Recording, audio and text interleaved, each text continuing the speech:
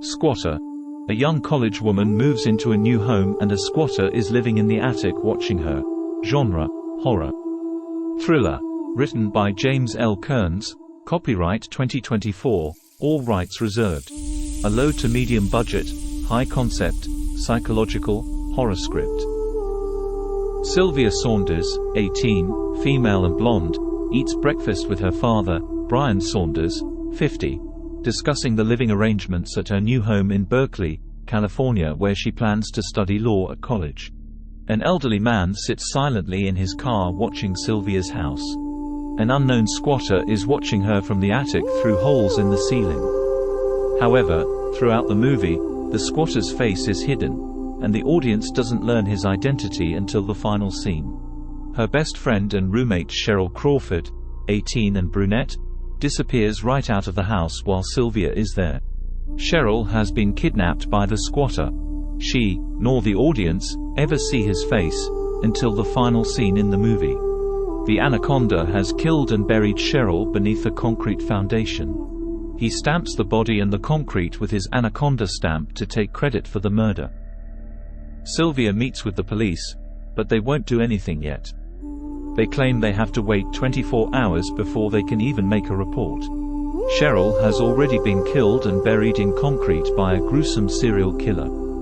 He is dubbed the Anaconda by police because he always strangles the women he kidnaps, and once he has them, they don't get away. They never see his face.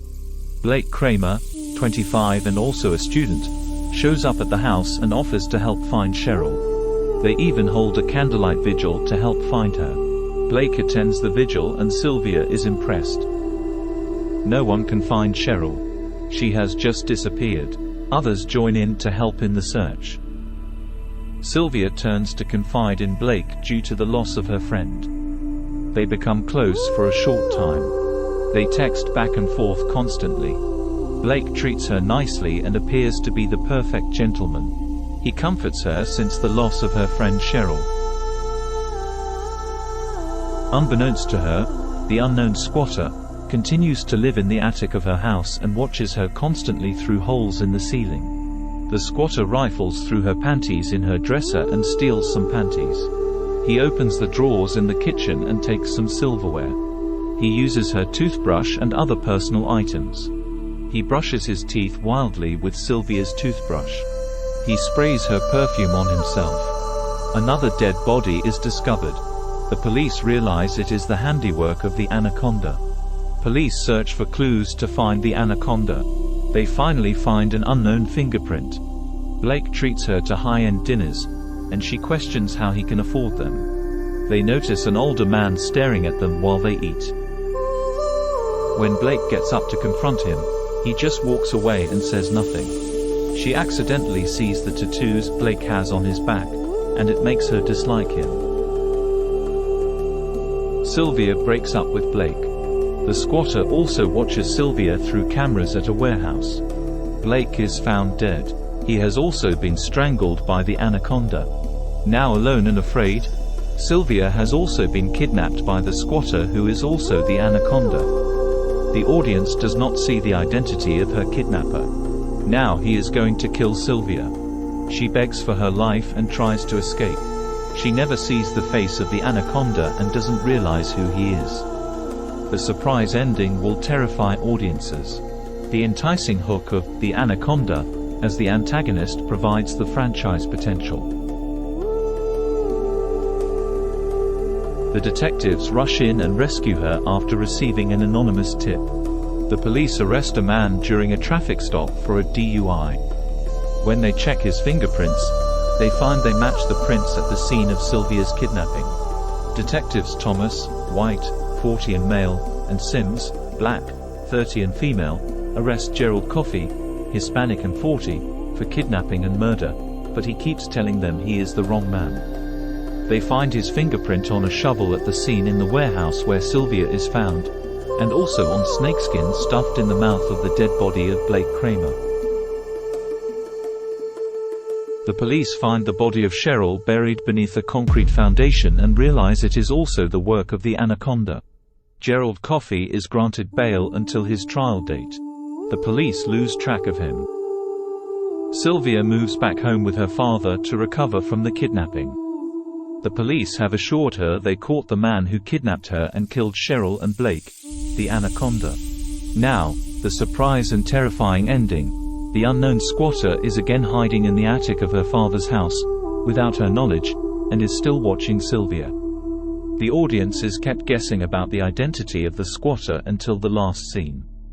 Finally, the audience is allowed to see the face of the squatter and they realize the identity of the Anaconda, and it is a total surprise.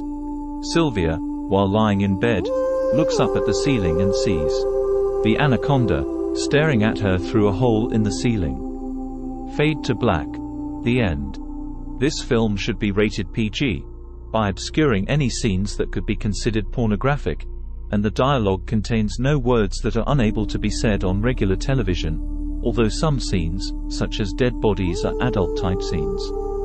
It is entirely a psychological horror and thriller movie, similar in scope to a CSI television program.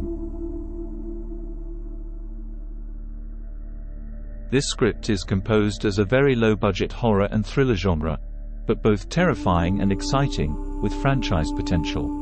This script should require no special effects, no stuntmen, no well-known high-paid actors, and limited extras, and it has a very small cast list, so it should be outstandingly low budget, while still being horrifying in its concept. This script meets the highly coveted female protagonist lead character for a film.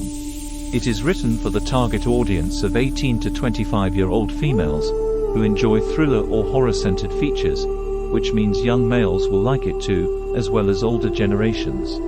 Because the Anaconda remains alive and is never captured by the police, he will continue to horrify audiences, and provide the franchise potential for future films, streaming, television programs, and even a television series. Horror films like this one attract a dedicated fan base and often generate franchise films based on the terrifying villain. It is quite possibly the date night movie of the season, especially during Halloween festivities. One horror film, with a hideous antagonist, The Silence of the Lambs, grossed $272.7 million on a modest budget of $19 million. Like Hannibal Lecter in The Silence of the Lambs, the villain in this film, the Anaconda, also escapes capture and will continue to commit many more murders. This script is written with intentionally diverse characters, to meet diversity and inclusion requirements as appropriate to represent as much of society as possible. Cast members include the following races, religions, and genders: white, black, Hispanic, Chinese, Jewish, Catholic, Iranian, male, female, gay, and non-binary. At the discretion of the producers, further diversity and inclusion allotments may be made. Squatter, a low to medium budget, high concept, psychological, horror film script, featuring the Anaconda, the supervillain of the future. Written by James L. Kearns. Copyright 2024, all rights reserved.